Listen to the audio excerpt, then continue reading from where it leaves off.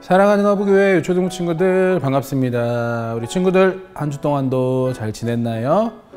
자, 오늘도 하나님께서 우리에게 예배할 수 있는 은혜를 허락해 주심에 감사하면서 오늘 우리에게 주시는 말씀을 통해 다시 한번 우리의 삶을 돌아보며 또 우리의 삶을 어떻게 하면 하나님이 기쁘시는 삶으로 살아갈 수 있을지 고민하면서 오늘 예배 가운데 하나님께 기쁨과 영광 올려드릴 수 있는 우리 친구들 되기를 소망합니다.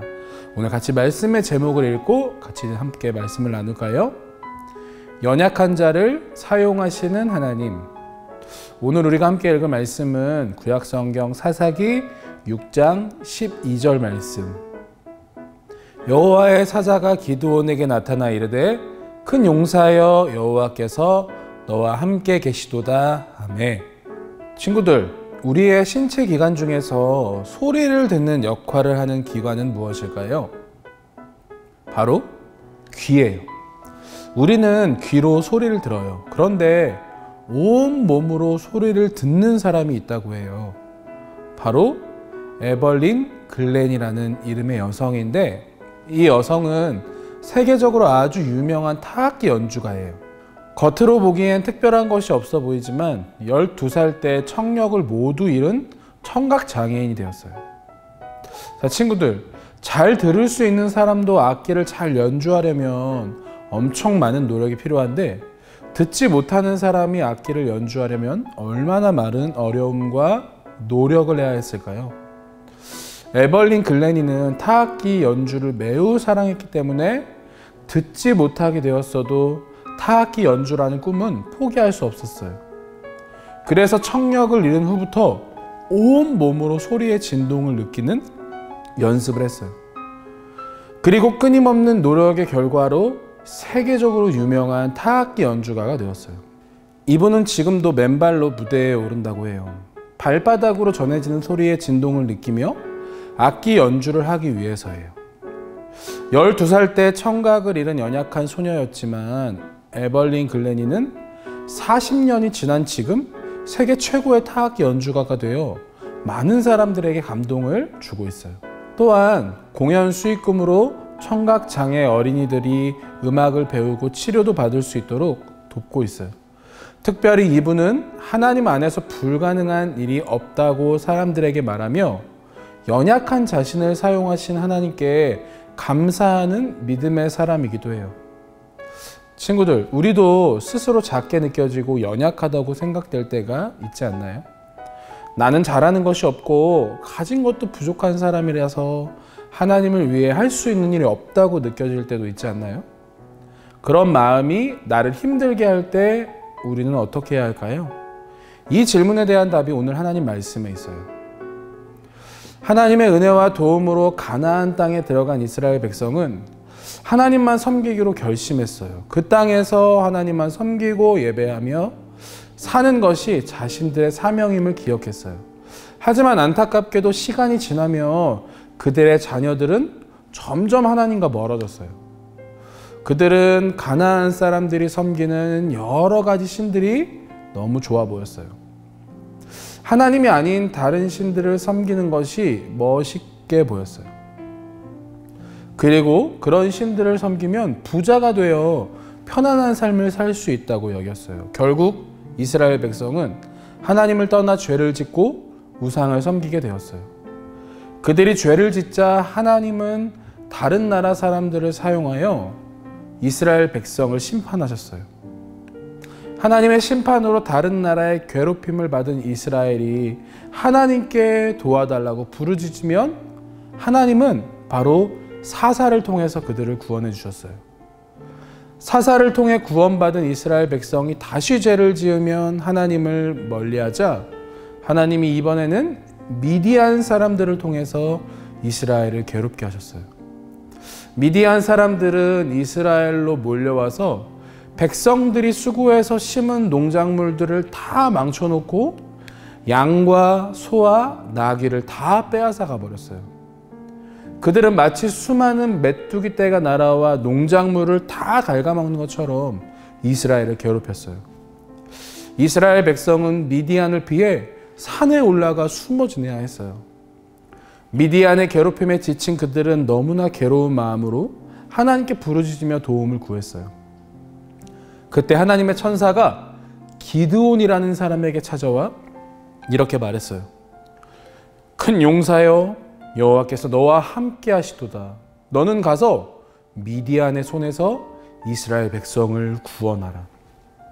하지만 기드온은 그 말을 믿기 어려웠어요.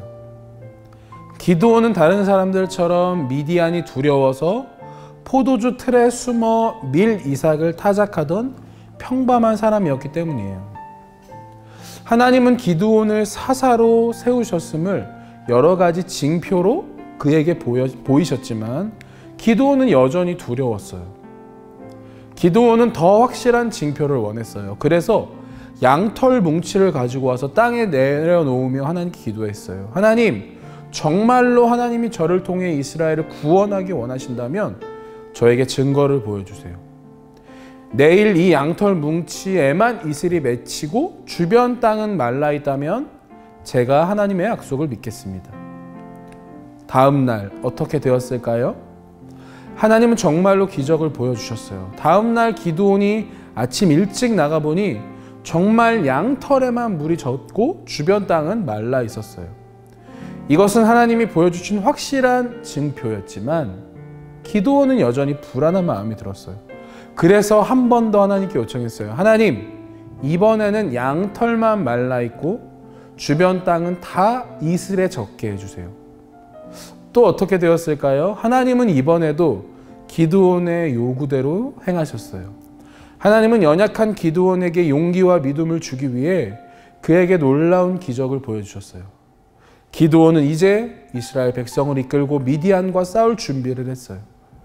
기드온과 함께 미디안과 전쟁을 하기 위해 모인 사람이 32,000명이나 됐지만 하나님은 그 32,000명 중에 딱 300명만 남기고 나머지는 모두 돌아가게 하셨어요.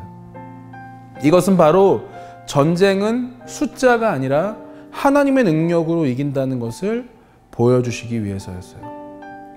또 기드온과 300명의 군사들에게 칼과 창 대신 횃불이 든 항아리와 나팔을 들고 나가게 하셨어요. 하나님이 함께 하시면 어떤 무기로 싸운지도 중요하지 않다는 것을 보여주시기 위해서였어요.